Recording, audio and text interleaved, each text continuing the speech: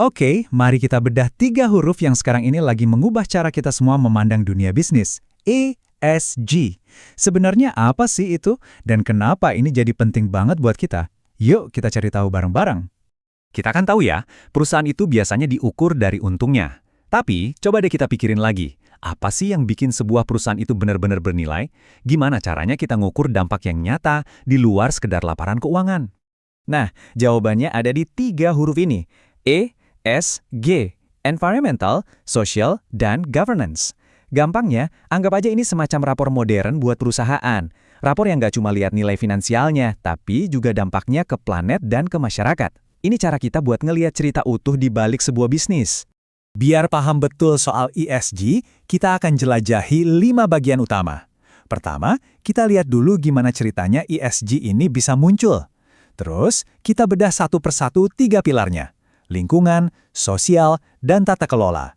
Dan terakhir, kita intip sedikit tantangannya dan inovasi apa aja yang lagi dikembangkan. Oke, langsung kita mulai aja ya. Oke, kita mulai dari sejarahnya dulu. Penting nih buat kita tahu kalau ESG itu bukan ide yang tiba-tiba muncul kemarin sore. Ini tuh hasil evolusi panjang dari cara kita mikirin tanggung jawab perusahaan. Ada pergeseran besar dari yang tadinya cuma sekedar beramal, sekarang jadi bagian dari strategi utama bisnis. Nah, disinilah beda utamanya dengan konsep yang mungkin lebih kita kenal, yaitu CSR. Kalau CSR itu seringnya kayak kegiatan amal tambahan, sifatnya sukarela, fokusnya memberi kembali. ESG itu beda banget. ESG itu udah jadi bagian dari DNA perusahaan. Semuanya terintegrasi ke dalam strategi, fokusnya buat mengurangi resiko, dan yang paling penting semuanya harus bisa diukur pakai data. Jadi ini bukan lagi soal donasi, tapi soal cara bisnis itu dijalankan sehari-hari. Sekarang, yuk kita masuk ke pilar yang pertama, pilar E untuk environment atau lingkungan. Ini semua tentang gimana sebuah perusahaan mengelola jejak ekologisnya dan berinteraksi sama planet kita.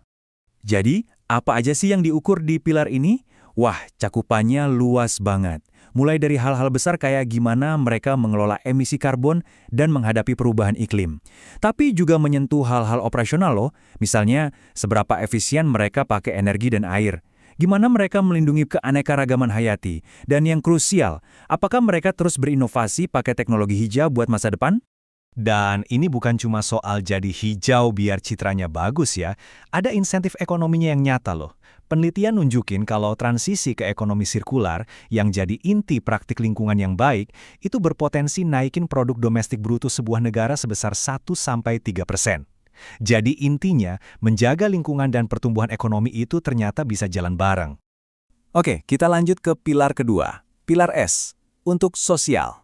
Kalau pilar E tadi soal hubungan perusahaan sama planet, pilar S ini soal hubungannya sama manusia, sama karyawannya, pelanggannya, dan masyarakat di sekitarnya. Pilar sosial ini ngeliatin dampak perusahaan ke manusia, dari dalam sampai keluar. Di dalam perusahaan, ini soal kesejahteraan karyawan, keberagaman tim, dan gimana keselamatan kerja dijaga.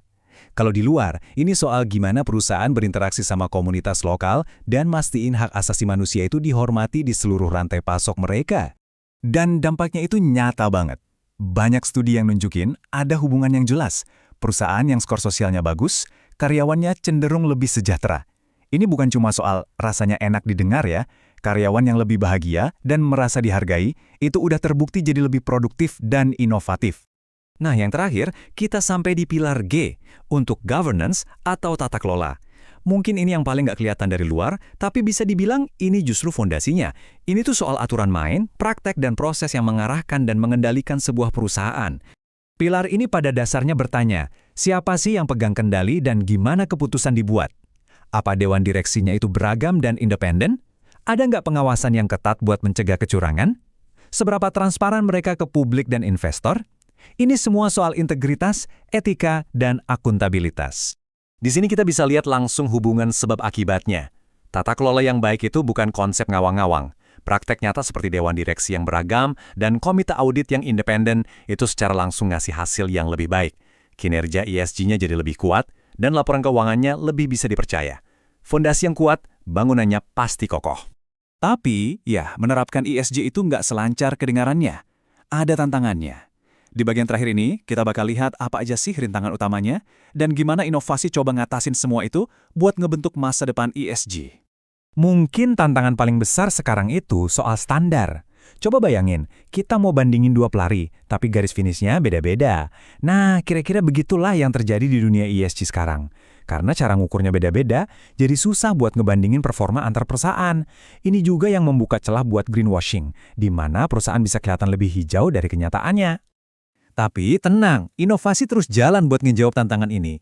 Data emisi kurang lengkap, sekarang ada AI yang bisa bantu prediksi. Tata kelolanya rumit, muncul kerangka kerja baru yang lebih terintegrasi. Dan yang menarik banget, buat menyatukan budaya perusahaan sama tujuan keberlanjutan, ada konsep baru yang namanya Green Human Resource Management. Coba kita lihat lebih dekat si GEHRM ini. Ini tuh pendekatan strategis buat menanamkan kesadaran lingkungan ke dalam DNA perusahaan. Dimulai dari pas rekrutmen, cari orang yang emang peduli lingkungan. Terus kasih pelatihan keberlanjutan rutin buat karyawan yang udah ada. Dan yang paling penting, bangun budaya kerja di mana melindungi lingkungan itu jadi tanggung jawab semua orang, bukan cuma satu departemen aja. Jadi kesimpulannya apa nih? Penting banget buat kita ingat, ESG itu bukan sekedar daftar tugas yang harus dicentang. Ini tuh sebuah transformasi fundamental, sebuah pergeseran ke model bisnis yang dari sananya udah lebih adil buat masyarakat, lebih transparan cara ngelolanya, dan pastinya lebih berkelanjutan buat planet kita. Nah, sebagai penutup, sekarang giliran Anda. Setelah paham kerangka dasarnya, kalau Anda lagi menilai sebuah perusahaan, entah sebagai konsumen, investor, atau bahkan calon karyawan, pilar ESG mana sih yang paling penting menurut Anda pribadi? Lingkungannya, sosialnya, atau tata kelolanya? Coba direnungkan. Terima kasih sudah menyimak.